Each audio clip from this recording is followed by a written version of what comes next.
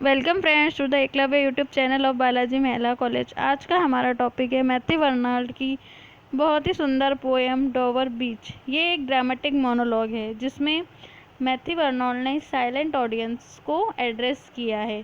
ये पोएम 1867 में पब्लिश्ड हुई थी और डोवर बीच एक जगह का नाम है। अब हम poem the sea is calm tonight कि जो समुद्र है वो शांत है। द टाइड इज़ फुल और जो ज्वार भाटे हैं वो पूरे भर चुके हैं, मतलब समुद्र में ज्वार आया हुआ है। द मून लाइज फेयर और जो चंद्रमा है अपनी चांदनी को बिखेर रहा है। अपॉन द स्ट्रेट्स कहाँ बिखेर रहा है वो, समुद्र के बीचों बीच। On the French coast the light gleams and is gone और जो फ्रांस का तट है वहाँ पर जो ये लाइट है वो चमक रही है, मतलब चंद्रमा की चांदनी चमक रही है। एंड इज़ गॉन और अब वो चांदनी वहाँ से जा चुकी है। द क्लिफ्स ऑफ इंग्लैंड जो क्लिफ्स है मतलब इंग्लैंड की जो पहाड़ियों हैं वहाँ पर स्टैंड्स ग्लिमरिंग एंड वेस्ट और वहाँ पर वो चांदनियाँ अब ग्लिमरिंग मीन्स चमक रही है। आउट इन अ ट्रैंक्विल बे जो कि शांत खाड़ी में है। कम टू द विंडो अब पोइट अपने बिलव्ड को बुला रहे हैं कि विंडो पे आओ। Sweet is the night air कि जो रात्रि की हवाएं हैं वो स्वीट है, मतलब शांत है और मधुर लग रही हैं। Only from the long line of spray where the sea meets its moon blanched land कि जो ये मतलब समुद्र है जिसमें जो छोटे छोटे बूंदे हैं किनारों पर या तट पर, वहाँ पर जो चांद की चांदनी में सफ़ेद हुई हुई जगह है वहाँ पर ये चंद्रमा की चांदनी चमक रही है। वहाँ पर वो उनसे मून ब्लैंच लैंड में मिल रही है। Listen you here the grating roar. अब वो अपने प्रेमिका से कह रहे हैं you here the grating roar, क्या तुम सुन रही हो ये आवाज़ को, जो ग्रेटिंग मतलब जो कर्कश आवाज़ है उसको सुन रही हो। ऑफ पेबल्स किसकी, जो पत्थर है उनकी। Which the waves draw back and flings जिसे जो वेव है जो समुद्र की लहरें हैं वो अपने साथ लाती है एंड फ्लिंग्स और दोबारा फेंक देती है। एंड दे रिटर्न और जब वो लहरें दोबारा आती हैं अप द हाई स्ट्रैंड और वो उन पत्थरों को जोर से फेंकती हैं। Begin and cease and then again begin कि वो जो लहरें हैं वो बार बार पत्थरों को अपने साथ लाती हैं, वापस ले जाती है और फेंकती है। With tremulous cadence slow and bring और इससे क्या होता है, एक कंपन की आवाज़ होती है, मतलब बार बार लहरें पत्थरों को अपने साथ ला रही है फेंक रही है, इससे कंपन हो रहा है।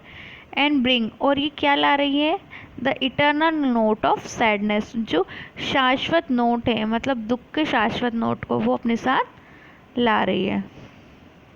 सोफोक्लिस लॉन्ग अगो जो सोफोक्लिस है बहुत ही फेमस ड्रामेटिस्ट हुए हैं, उन्होंने बहुत ही लंबे समय पूर्व heard it on the Aegean जो ये आवाज़ें एजियन पे सुनी है। एजियन एक सी है, वो उन्होंने ये आवाज़ वहाँ पर सुनी है। एंड इट ब्रॉड और ये लाती है इनटू हिज माइंड उनके दिमाग में ये आवाज़ क्या ला रही है, द टर्बिड एयर एब and flow of human misery जो मानव मिजरी है, मतलब मनुष्य के जीवन की जो कठिनाइयाँ हैं उनका जो उतार चढ़ाव है वो उनके माइंड में ये आवाज़ ला रही है। वी फाइंड ऑल्सो अब जो वो मतलब मैथ्यू वर्नॉल्ड है और उनके बिलव्ड है वो यूँ बोल रहे हैं कि हम भी इस तरह की आवाज़ में ये पा रहे हैं। In the sound a thought जो ये आवाज़ है उसमें हम भी इसी प्रकार का एक थॉट पा रहे हैं। Hearing it by this distance northern sea मतलब जो ये नॉर्दर्न सी है इस डोवर बीच पे खड़े होकर जो ये आवाज़ आ रही है उससे हमारे दिमाग में भी वही विचार आ रहे हैं जो उस समय सोफोक्लिस के माइंड में आए थे। द सी ऑफ फेथ जो ये विश्वास रूपी सागर है, was once too at the full and round earth shore वह भी मतलब जो विश्वास था वो एक बार पूरा भरा हुआ था।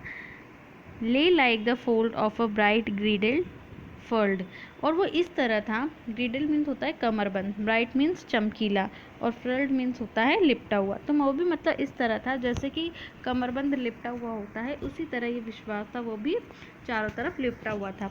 But now I only here लेकिन अब मैं केवल एक ही चीज़ सुन पा रहा हूँ, इट्स मेलनकली उसके उदासीन, लॉन्ग लंबे विड्रॉइंग रोड और जो ये पत्थरों की आवाज़ें अब केवल मैं यही चीज़ें सुन रहा हूँ।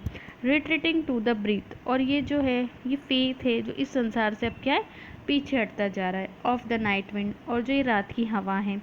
डाउन द वास्ट एज ड्रियरर और ये भी क्या हो रही है अब पीछे हटती जा रही है, भयानक लग रही है, अपने जो किनारा है वहाँ से ये पीछे हटती जा रही, and naked shingles of the world, और अब जो ये किनारे हैं वहाँ पर केवल पत्थर ही पड़े रह गए हैं। मतलब अब इस संसार में भी इसी तरह का जीवन रह गया है कि फेथ समाप्त हो चुका। अब मैथ्यू बर्नॉल्ड जो उनके साथ है, उनकी प्रेमिका, उनसे कह रहे हैं, ah love let us be true to one another, कि हम दोनों को एक दूसरे के प्रति ट्रू होना चाहिए, वफादार होना चाहिए।